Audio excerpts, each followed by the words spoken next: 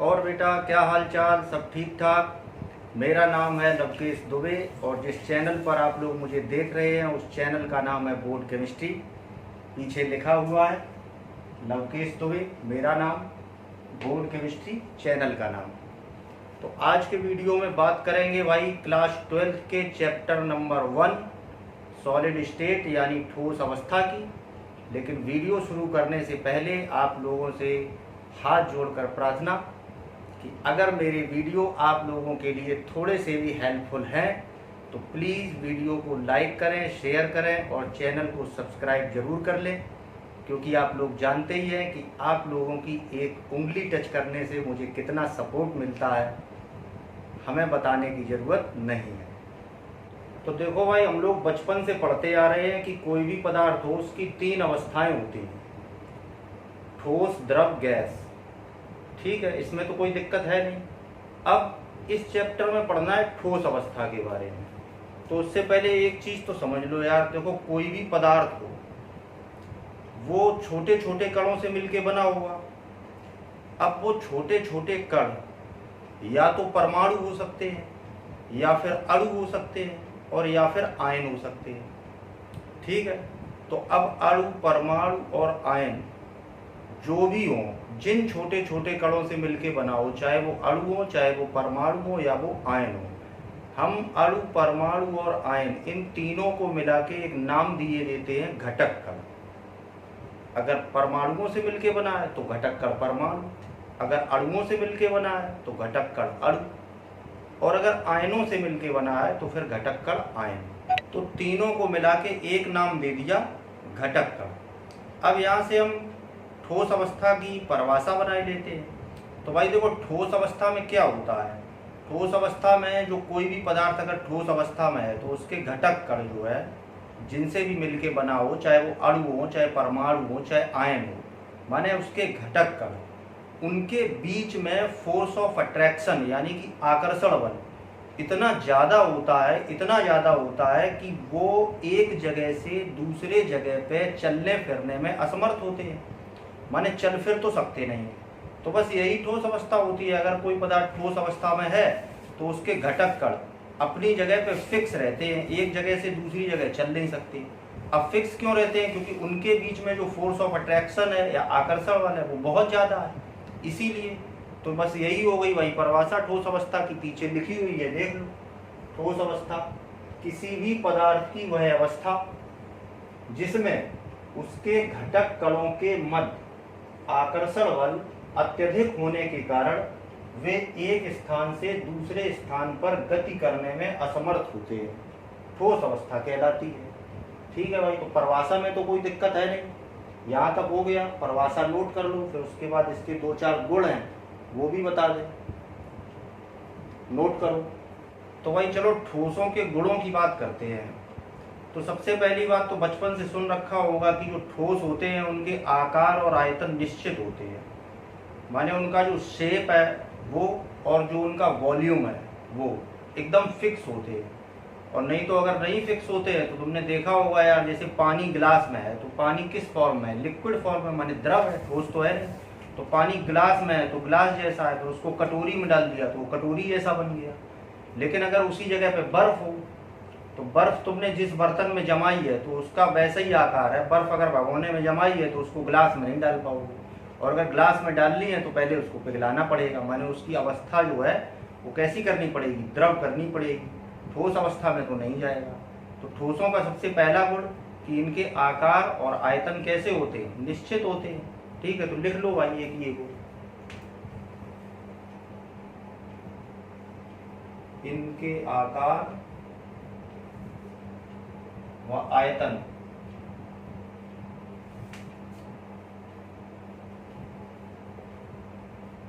निश्चित होते हैं।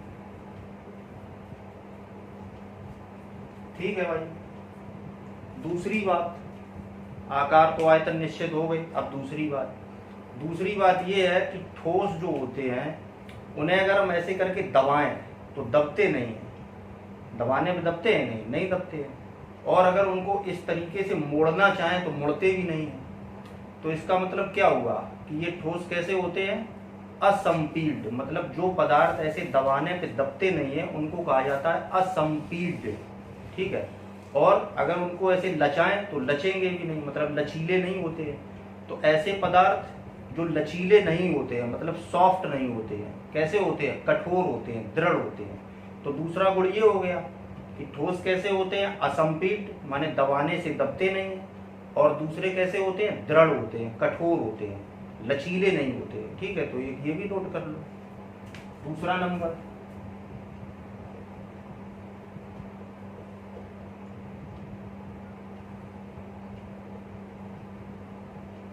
ये असंपील्ड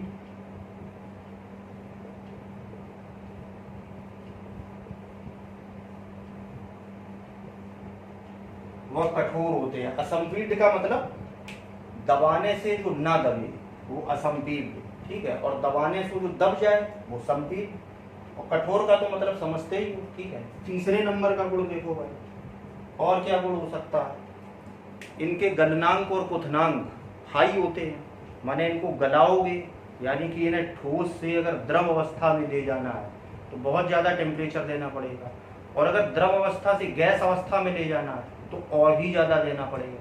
यानी कि इनके गलनांक और क्वथनांक कैसे होते हैं, हाई होते हैं, उच्च होते हैं। तो एक ये भी गुण हो गया, ये भी नोट कर लो, इनके गलनांक व क्वथनांक उच्च होते हैं।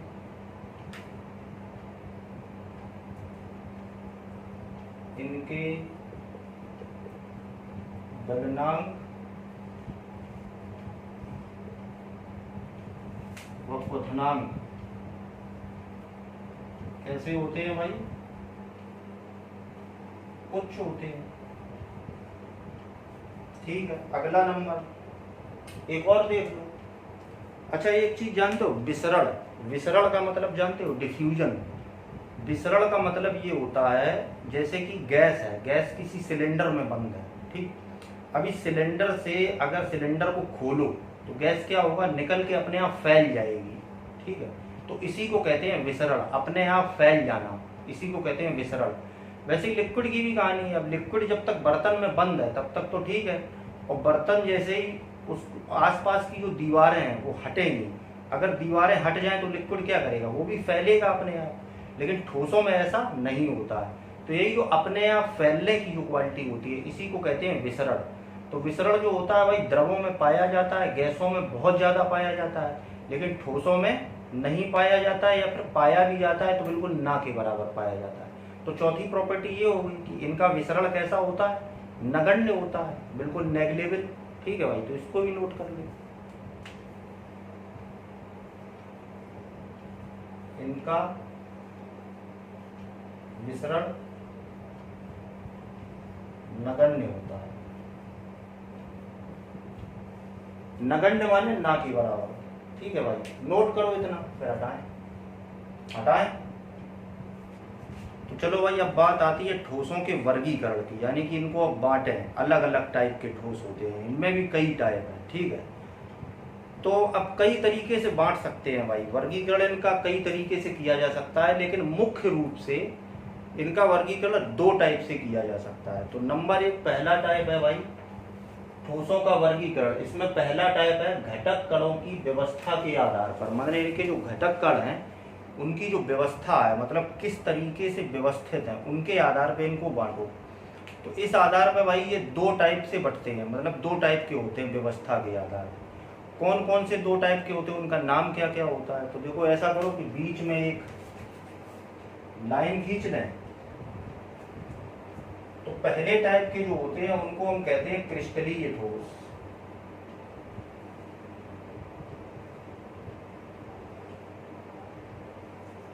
और दूसरे टाइप के जो होते हैं उनको बोलते हैं अक्रिस्टलीय ठोस।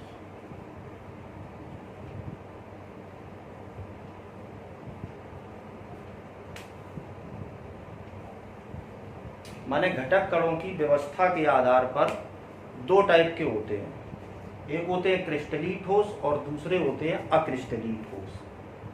अब होता क्या है भाई, कैसी कैसी व्यवस्था होती है देख लो, क्योंकि एक क्रिस्टलीय है एक अक्रिस्टलीय है, तो जाहिर सी बात है दोनों में जो घटक कणों की व्यवस्था होगी वो कैसी होगी, अलग अलग होगी।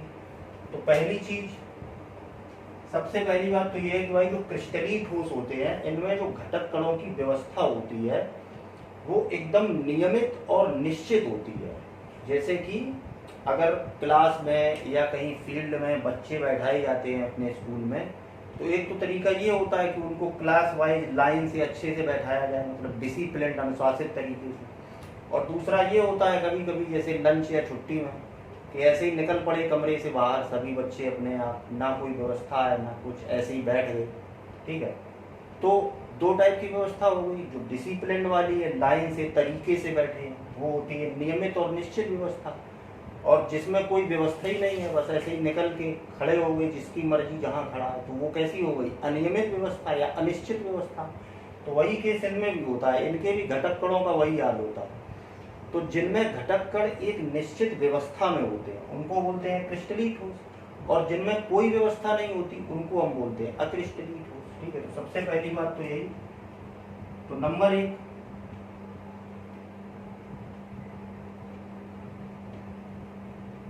इनके घटक कण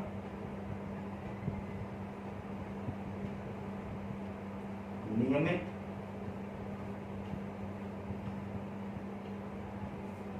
निश्चित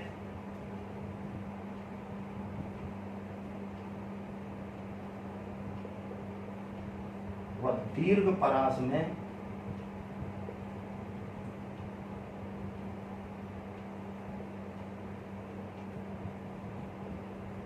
व्यवस्थित होते हैं। दूसरे में क्या होगा, इनके घटक कण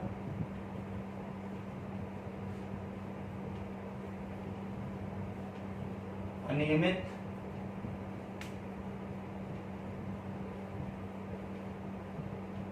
अनिश्चित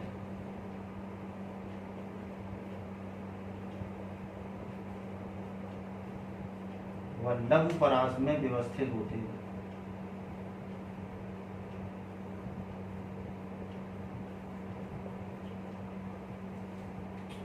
अब यहाँ पे सोच रहे होंगे कि दीर्घ परास और लघु परास क्या है। देखो, दीर्घ परास माने ऐसे समझो कि नियमित और निश्चित व्यवस्था। जैसे मान लो कोई व्यवस्था है एक टाइप की, जैसे ये कण है,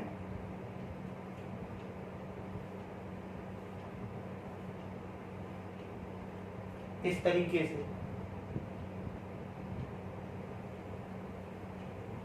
मान लो कोई पदार्थ है वो दो टाइप के कणों से मिलके बना है। ठीक है, दो टाइप के कण है अलग अलग टाइप के, जैसे मान लो किन्हीं दो परमाणुओं से मिलके बना है, अलग अलग टाइप के परमाणु। तो एक टाइप के परमाणु ये हो गए और दूसरे टाइप के परमाणु ये हो गए, मान लो डार्क। ठीक है भाई, एक लाइन एक टाइप के परमाणुओं की, दूसरी लाइन दूसरे टाइप के परमाणुओं की, फिर तीसरी लाइन पहले टाइप के परमाणुओं की। जो पहली लाइन है ये परमाणु इन्हीं टाइप के, फिर अगली लाइन जो दूसरी लाइन के परमाणु हैं इन टाइप के,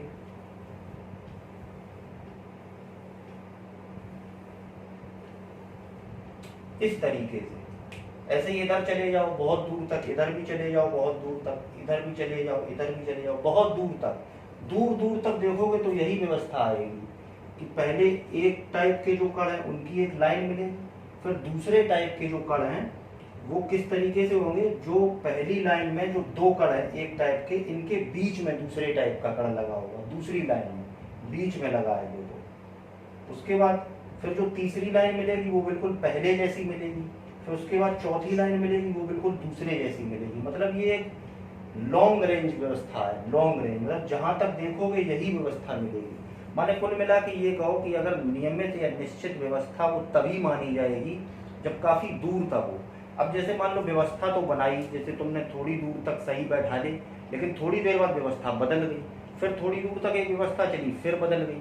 तो अगर थोड़ी थोड़ी दूर पे व्यवस्था बदलेगी तो फिर वो काय की नियमित व्यवस्था और काय की अनियमित व्यवस्था, ठीक है, अनिश्चित ही मानी जाएगी।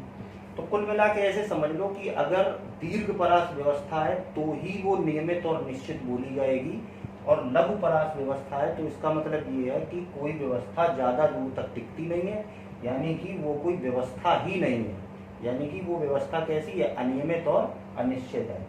जैसे कि मान लो यहाँ पे कण देखे इस तरीके से थे, थोड़ी दूर तक व्यवस्था दिखाई दी, लेकिन पता चला बाद में दूसरे टाइप का कण बीच में घुस आया।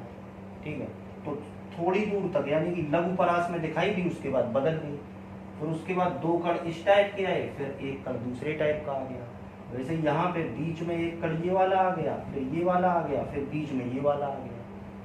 फिर ऐसे ही अनाप शनाप जो मर्जी जहाँ जैसे घुस जाए, तो उसी को हम कहते हैं लघु परास या फिर अनियमित और अनिश्चित। कुल मिला के ये समझो कि नियमित और निश्चित व्यवस्था होती है वही दीर्घ परास होती है, या दीर्घ परास को ही हम नियमित या निश्चित कहते हैं। लघु परास माने थोड़ी दूर तक, थोड़ी दूर बाद व्यवस्था दूसरी, यानी कि वो व्यवस्था है ही नहीं, अव्यवस्था। ठीक है, तो ऐसे ही कुछ भी कहीं भी कुछ भी बना दो,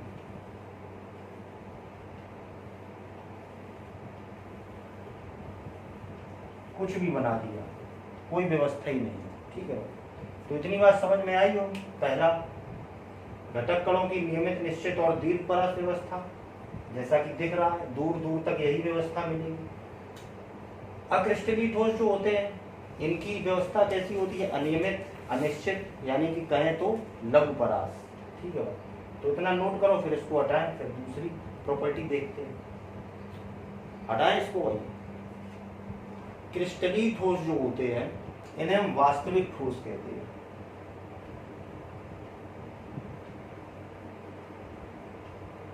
वास्तविक ठोस कहते हैं। ठीक है, और जो अक्रिस्टलीय ठोस होते हैं इन्हें हम छद्म ठोस कहते हैं। छद्म ठोस माने मतलब ये ठोस हैं, दिखते ठोस हैं, लेकिन इनमें ठोसों जैसे कोई लक्षण नहीं होते। माने कुल मिला के ऐसे समझ लो कि हमारी साइंस या हमारे सिलेबस में अक्रिस्टलीय ठोसों को सही मायने में ठोस माना ही नहीं जाता है। ये केवल ठोसों के नाम पे कलंक हैं, दिखते ठोस जैसे, ठोसों जैसे इनमें कोई लक्षण नहीं। क्यों नहीं है अभी सब समझ में आएगा। ठीक है, छद्म माने वही मतलब कि रियल में हो ना, मतलब केवल हमें दिखे, या कहें तो आभासी। ठीक है भाई, आभासी ठोस मतलब हमें केवल लगता है कि ये ठोस है, रियल में इनके अंदर ठोसों जैसे कोई लक्षण है नहीं। या फिर इनका एक नाम और होता है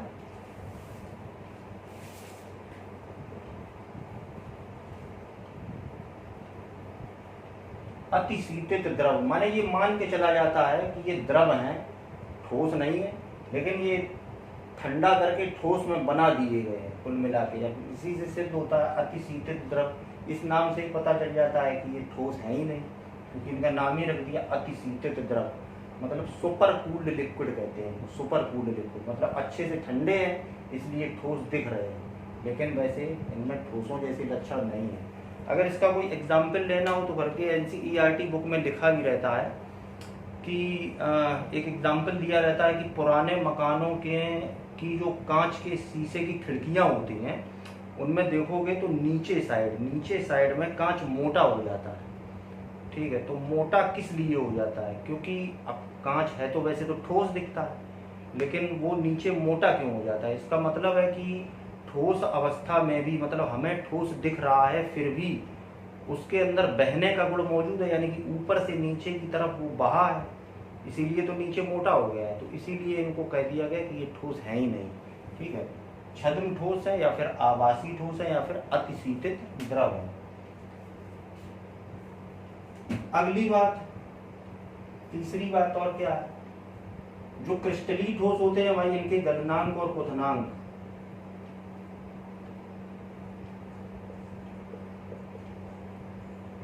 कैसे होते हैं? उच्च होते हैं।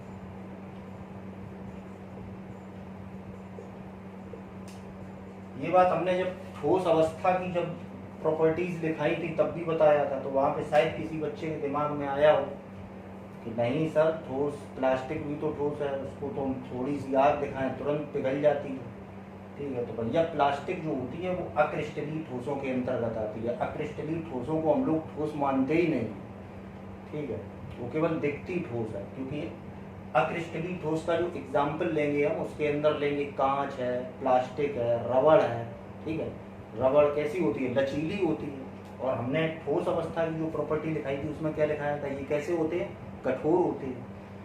ठीक है, तो इसीलिए लिखाया था कठोर होते हैं। वहाँ पे लगा होगा तुमको कि शायद सर रबर तो लचीली होती है और ठोस भी होती है, लेकिन अब पता चल रहा है कि रबर कैसी है, अक्रिस्टलीय ठोस, और अक्रिस्टलीय ठोसों को हम लोग ठोसों में शामिल ही नहीं करते। तो इनके गलनांक और क्वथनांक उच्च होते हैं और इनके कैसे होते हैं, निम्न होते हैं, कम होते हैं।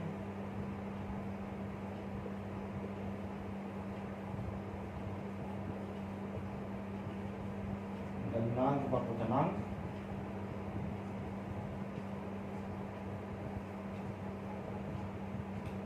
निम्न होते हैं, माने थोड़े से ही टेम्परेचर पे ये गल भी जाते हैं और गैस अवस्था में भी चले जाते हैं। ठीक है, अगला पॉइंट,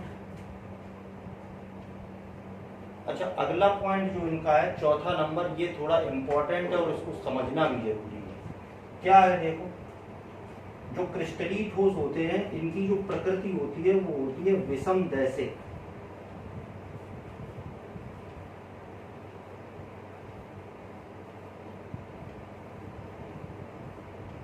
विषमदैशिक, और इनकी जो होती है वो होती है समदैशिक।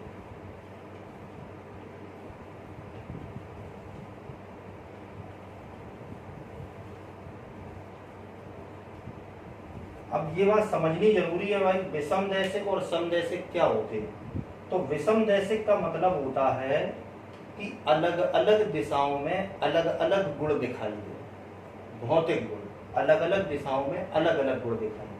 और समदैशिक का मतलब होता है कि अलग अलग दिशाओं में, माने सभी दिशाओं में, जिस दिशा में भी देखो सारे गुण, सारे भौतिक गुण समान दिखाई दे। इसको आप लोग ऐसे समझ सकते हो कि जैसे मान लो कि कोई इवेंट है, बच्चों को फील्ड में इकट्ठा किया गया है, ठीक है।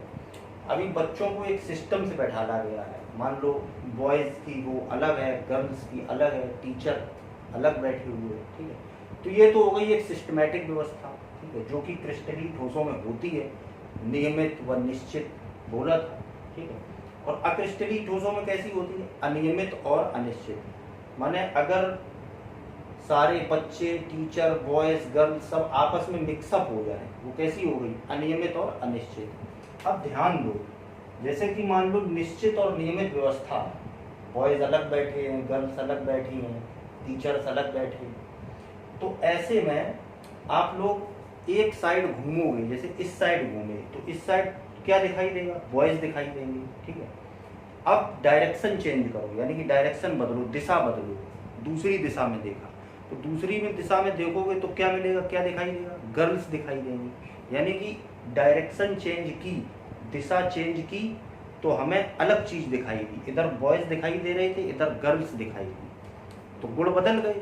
वैसे ही फिर से अगर दिशा चेंज करोगे, मान लो इधर को घूम जाओगे तो इधर कौन दिखाई देगा, टीचर्स दिखाई देंगे।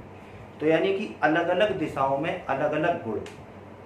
ये कब हो रहा है, जब व्यवस्था कैसी है, नियमित और निश्चित। यानी कि जब भी व्यवस्था नियमित और निश्चित हो, यानी कि क्रिस्टलीय ठोस वाली व्यवस्था हो, तो उसमें क्या होगा, जब हम डायरेक्शन चेंज करेंगे यानी कि दिशा बदलेंगे तो हमें गुण कैसे दिखाई देंगे, अलग अलग दिखाई देंगे, अलग अलग दिशाओं में अलग अलग गुण दिखाई देंगे, ठीक है।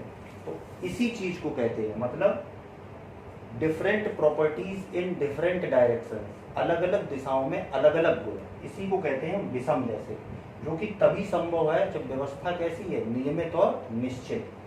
अच्छा, अक्रिस्टलीय में क्या होता है, कोई व्यवस्था नहीं, सब भीड़ जैसे भरे पड़े, ठीक है। तो वहां क्या हुआ, समदैशिक होगा भाई, जिधर देखोगे, इधर घूमे वही सब दिखाई दे रहा है, सब मिक्सअप, इधर देखा सब मिक्सअप दिखाई दे रहा है, इधर देखा इधर भी सब मिक्सअप दिखाई दे रहा है, कहीं अलग अलग थोड़ी दिखाई देगा, इधर बॉयज दिखाई देंगे, इधर गर्ल्स दिखाई देंगे, इधर टीचर्स दिखाई देंगे, सब एक साथ दिखाई देंगे। तो जिधर देखोगे बिल्कुल एक ही जैसा दिखाई देगा, तो उसी को कहते हैं समदैशिक। माने जिधर देखो, जिस दिशा में देखो एक जैसा, माने same properties in different direction, मतलब सभी दिशाओं में, अलग अलग दिशाओं में एक जैसा दिखाई दे, तो उसको कहते हैं समदैशिक। तो मेरे ख्याल से विषमदैशिक और समदैशिक वाली कहानी समझ में आ गई होगी। विषमदैशिक माने अलग अलग दिशाओं में, भिन्न भिन्न दिशाओं में भिन्न भिन्न गुण, जो कि कब संभव है, जब कैसी हो व्यवस्था, नियमित और निश्चित। कहाँ होती है, क्रिस्टलीय ठोसों में होती है। समदैशिक का मतलब क्या होता है, same properties in different direction, मतलब भिन्न भिन्न दिशाओं में समान गुण, मतलब जिस दिशा में भी देखो एक जैसा दिखाई दे। वो कब दिखाई देगा? जब व्यवस्था कैसी होगी? अनियमित और अनिश्चित। ठीक है भाई, तो आप समझ गए, इतना नोट कर लो, फिर उसके बाद एक एक दो दो एग्जाम्पल दे दें। तो ये हो गए आप लोगों के एग्जाम्पल भाई। NaCl माने सोडियम क्लोराइड, ZnS इसको जिंक सल्फाइड भी बोलते हैं, शायद अब पता भी होंगे नाम, क्योंकि आयन वगैरह हम बता चुके हैं कि सबके बनवाना। CaF2 ये कैल्शियम फ्लोराइड है, वैसे इसको फ्लोरोस्पोर भी बोलते हैं। ठीक है, तो ये तो हो गए भाई क्रिस्टलीय ठोस। इनमें जो व्यवस्था होती है वो कैसी होती है? नियमित और निश्चित होती है।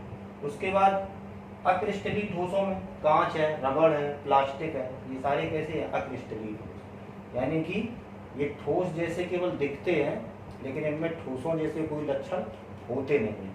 ठीक है भाई, तो ये हो गए क्रिस्टलीय ठोस और अक्रिस्टलीय ठोसों के अंतर। तो चलो भाई अब दूसरे तरीके से और बांट लेते हैं, घटक कणों के मध्य लगने वाले बलों के आधार पर। पहले बांटा व्यवस्था के आधार पर।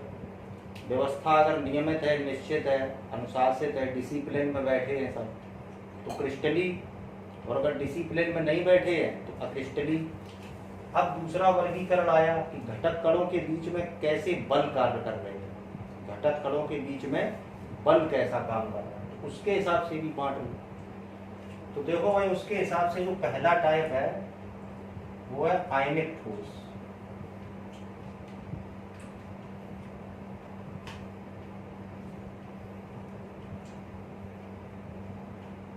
आयनिक ठोस, आयनिक ठोस भाई कौन से होते हैं? इनके घटक कण कौन से होते हैं? सबसे पहली बात तो इनके भाई घटक कण जो होते हैं वो विपरीत आवेशित आयन होते हैं। विपरीत आवेशित माने धनायन और ऋणायन। ठीक है, आयनिक ठोसों में तो घटक कण हो गए आयन, विपरीत आवेशित माने धनायन और ऋणायन। अब इनके बीच में बल कौन सा काम करता है? तो विपरीत आवेशित आयन, यानी कि धनायन और ऋणायनों के बीच में, पीछे हमने केमिकल बॉन्डिंग जो वीडियो बनाया था उसमें आपको बताया था क्या होता है। जो आयनिक ठोस होते हैं उनके बीच में क्या होता है? धनायन और ऋणायन के बीच में बहुत ज्यादा आकर्षण बल होता है। ठीक है, क्योंकि एक होता है धनायन और एक होता है ऋणायन। अब अपोजिट चार्ज है तो उनके बीच में क्या होगी? Force of attraction. ठीक है, तो उनके बीच में कैसे होते हैं? विद्युत संयोजी बल। बताया था विद्युत संयोजी बल क्या होता है? किन्हीं दो विपरीत आवेशित आयनों के बीच में होता है, एक इलेक्ट्रॉन अपना दूसरे को दे देता है। ठीक है, तो घटक कण हो गए आयन, उनके बीच में जो बल वो कौन से हो गए? विद्युत संयोजी बल। तो बस यही लिखना, तो लिख लो।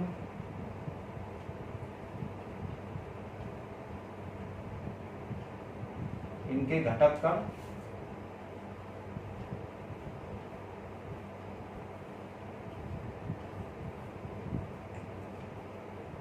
विपरीत आवेशित आयन होते हैं। ठीक है भाई, एक चीज और, इनकी जो संरचना होती है, मतलब आयनों की जो व्यवस्था होती है वो कैसे होती है मालूम है? एकांतर क्रम में, मतलब 3 विमाओं में होते हैं। 3 विमाओं का मतलब समझते हो?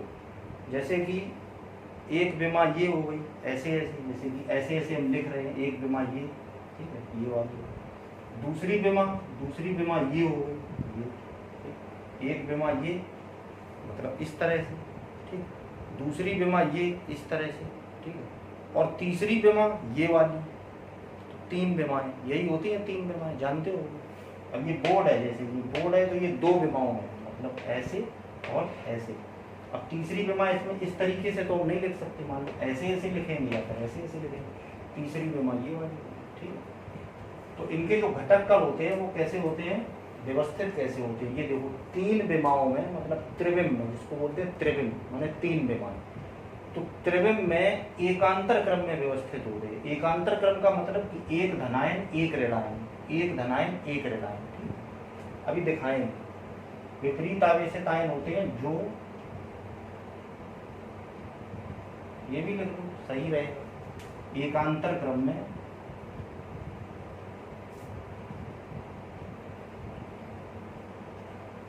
त्रिविम में व्यवस्थित रहते। अभी दिखाएंगे कैसे। अच्छा, और क्या? इनके मध्य कौन से बल होते हैं? विद्युत संयोजी।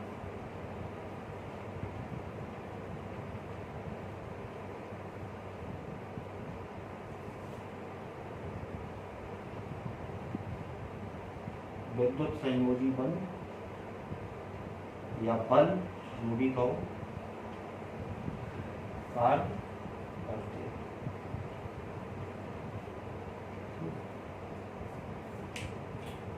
कैसे व्यवस्थित होते हैं हम देख लो। जैसे मान लो NaCl, ठीक है, आयनिक ठोस है, Na प्लस और Cl माइनस, इस तरीके से होते हैं।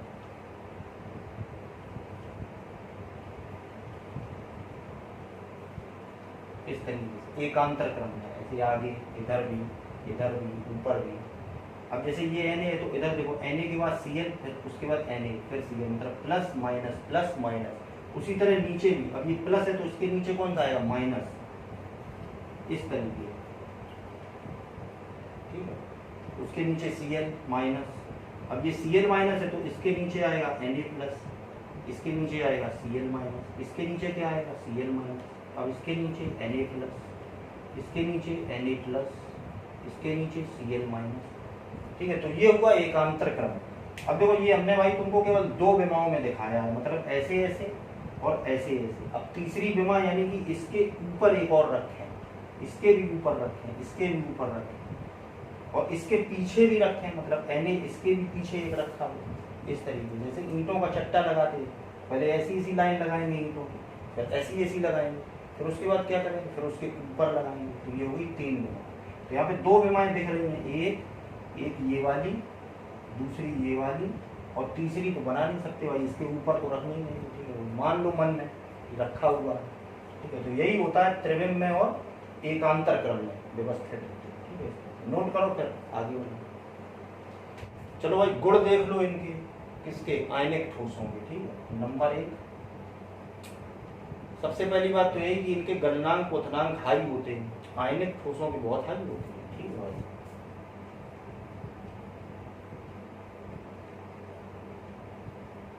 इनके गलनांक व क्वथनांक उच्च होते हैं।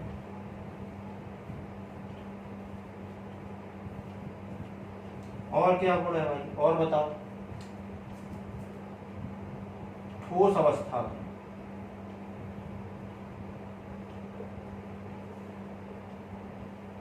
ये कैसे होते हैं? विद्युत के कुचालक और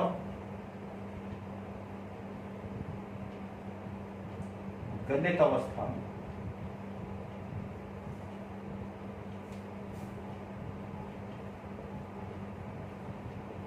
विद्युत के सुचालक होते हैं।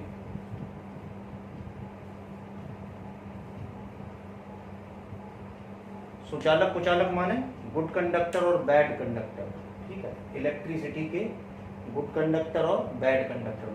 गुड कंडक्टर माने सुचालक, बैड कंडक्टर माने कुचालक। देखो भाई किसी भी पदार्थ में अगर विद्युत का प्रवाह होता है, ये बात हो सकता है आपको पता हो सकता है ना पता हो, तो बताए दे रहे हैं। आगे एक चैप्टर आएगा विद्युत रसायन, इलेक्ट्रोकेमिस्ट्री, उसमें भी बताएंगे, फिजिक्स में भी बताया जाता होगा कि किसी भी पदार्थ में अगर विद्युत का प्रवाह होता है तो वो केवल 2 कारणों से होता है। एक तो इलेक्ट्रॉनों के मूव करने की वजह से, माने इलेक्ट्रॉनों की गति के कारण, और दूसरा आयनों की गति के कारण। माने करंट को, विद्युत को एक स्थान से दूसरे स्थान पे ले जाने का काम या तो इलेक्ट्रॉन करते हैं और या फिर आयन करते हैं, ठीक है।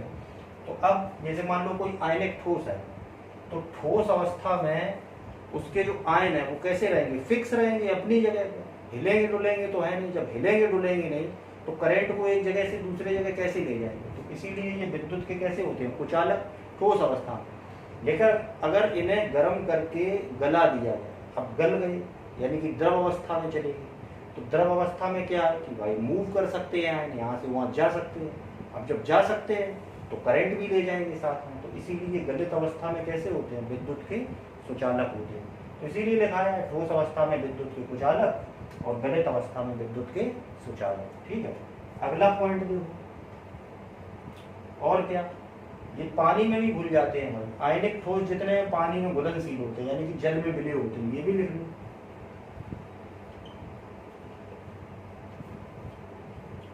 ये जल में विलय होते हैं।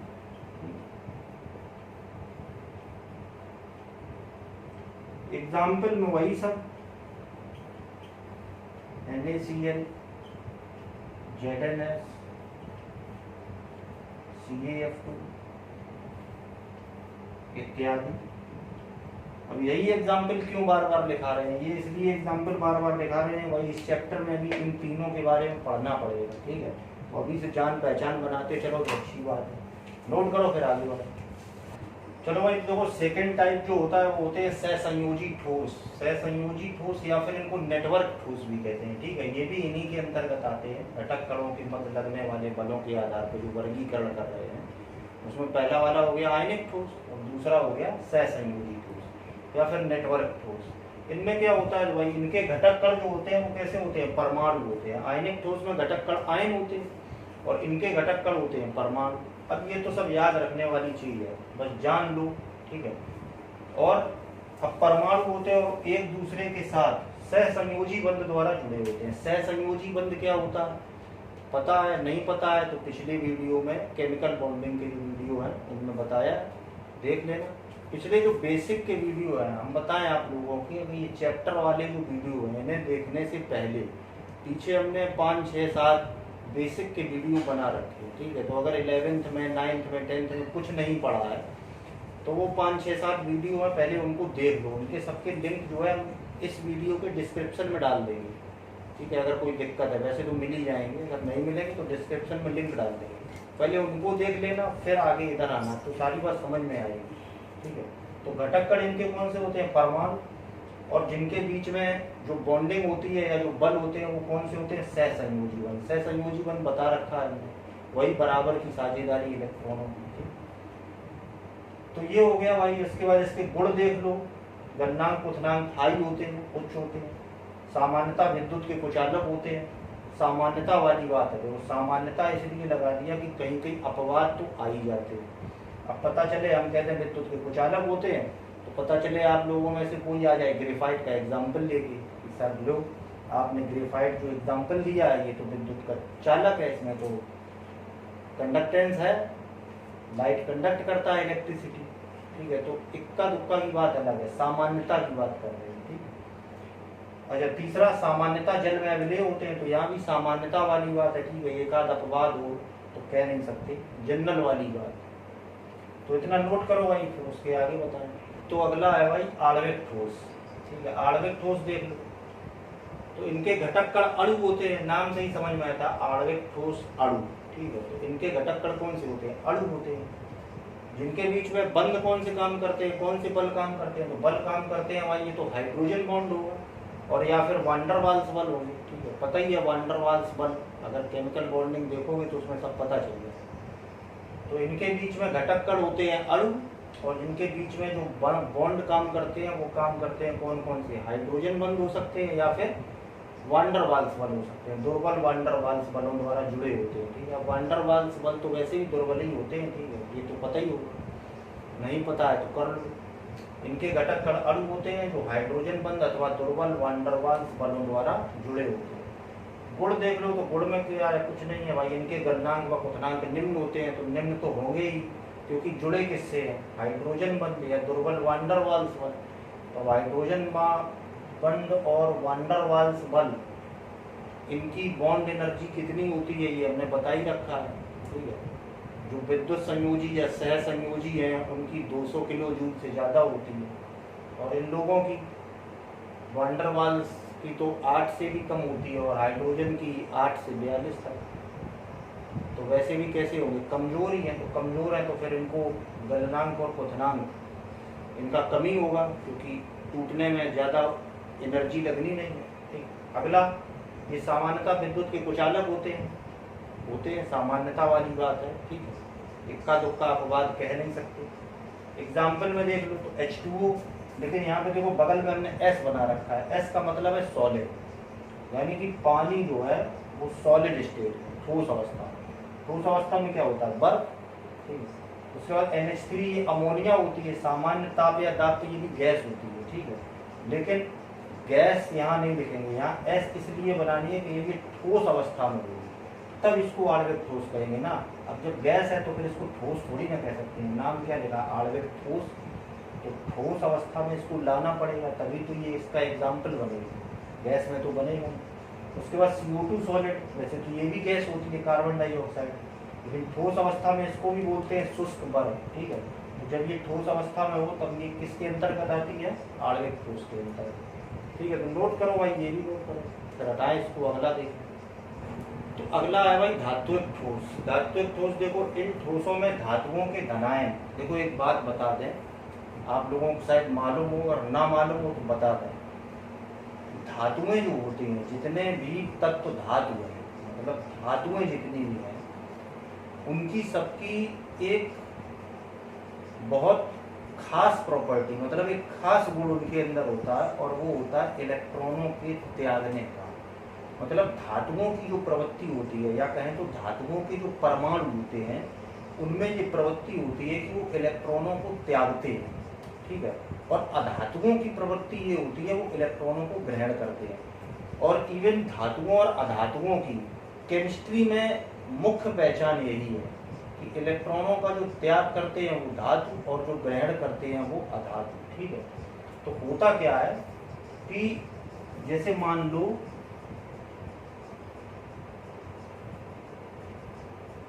ये एक लोहे का टुकड़ा है, ठीक है।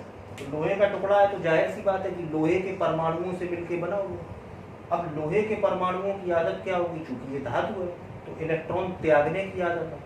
अब जब कोई परमाणु इलेक्ट्रॉन त्यागेगा तो उसके ऊपर आवेश कैसा आएगा, प्लस का। जितने इलेक्ट्रॉन त्यागेगा उतना प्लस का आवेश आएगा। तो जैसे मान लेते हैं कि लोहे के परमाणु में 2 इलेक्ट्रॉन त्यागे, तो 2 इलेक्ट्रॉन त्यागेगा तो इसके ऊपर आवेश कितना आ जाएगा, +2, ठीक है। ऐसे ही बहुत सारे परमाणु हैं, सबने 2-2 इलेक्ट्रॉन त्यागे, तो सबके ऊपर +2 आवेश आता चला गया। बताओ भाई, ठीक है। इस तरह से अब इन लोगों ने जो इलेक्ट्रॉन त्यागे वो कहाँ जाएंगे, रहेंगे तो यहीं। तो इनके जो इलेक्ट्रॉन है वो भी यहीं आसपास घूमते रहते हैं। ये डैश डैश या माइनस के चिन्ह जो लगाए हैं हमने, ये मान लो कि इलेक्ट्रॉन है, ठीक है। इनके जो इलेक्ट्रॉन है वो यहीं आसपास चक्कर काटते रहते हैं,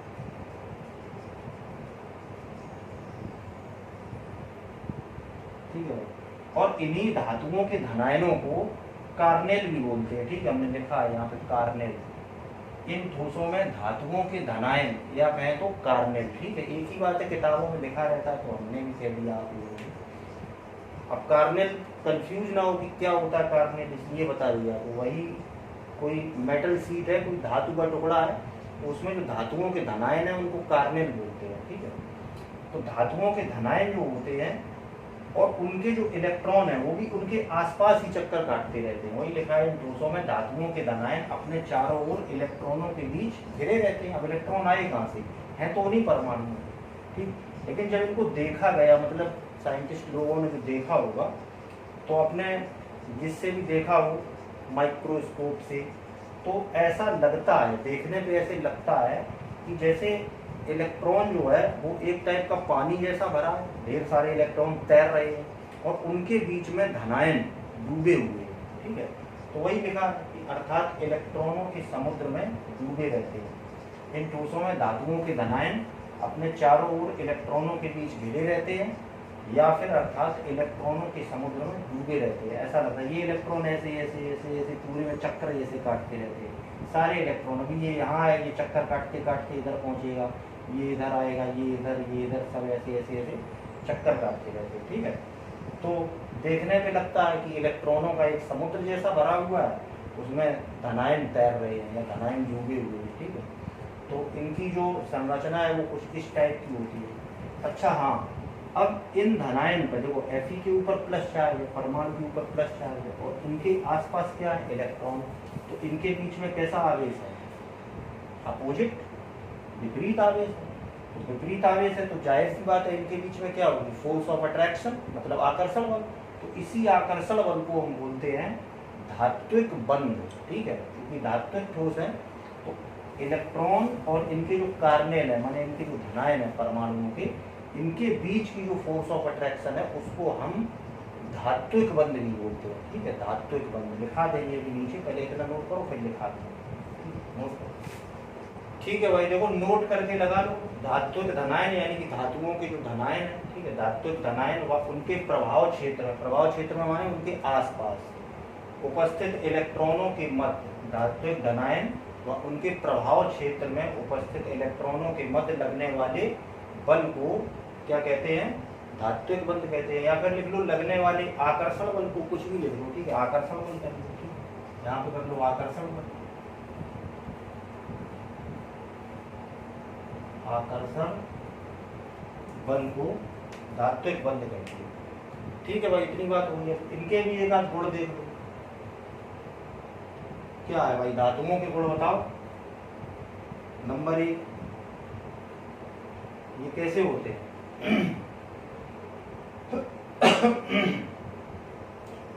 खांसी होने लगी। नंबर 1 तो ये आघात वर्धनी होते हैं, ठीक है, आघात वर्धनी। और कैसे होते हैं? एक चीज और होती है, तन्य होते हैं। आघात वर्धनी का मतलब समझो भाई, आघात वर्धनी, आघात वर्धनी का मतलब ये होता है कि जैसे कोई धातु है, देखा होगा, उसके ऊपर चोट मारो, चोट मारने से क्या होता है? वो फैल जाती है, ठीक है। चोट मारने से टूटती नहीं है। कुछ चीजें होती हैं जैसे देखा होगा, जैसे मान लो चौक का टुकड़ा है, ठीक है, चौक के टुकड़े के ऊपर अगर चोट मारोगे तो क्या होगा? टूट जाएगा। लेकिन वही अगर कोई धातु है जैसे लोहा है या सोना है या चांदी है, उसके ऊपर अगर चोट मारोगे तो क्या होगा? टूटेगा तो नहीं, क्या होगा? फैल जाएगा। तो बस उन्हीं को कहते हैं जो चोट मारने से टूटे ना, फैल जाए, उनको कहते हैं आघात वर्धनी, ठीक है। और तन्य माने जिनके तार बनाए जा सकते हैं, खींचे जाते हैं, उनकी तनन क्षमता हो, तो जो आघात वर्धनी होगा वही तन्य होगा, ठीक है, एक ही बात है। जैसे तार है तो तार किसके होंगे? धातुओं के ही होते हैं, एल्यूमिनियम का होता है, कॉपर का होता है, ठीक है, लोहे के भी होते हैं।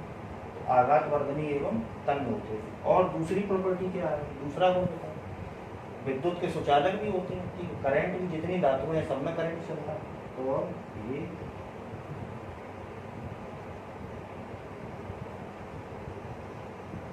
विद्युत के सुचालक होते हैं, ठीक है।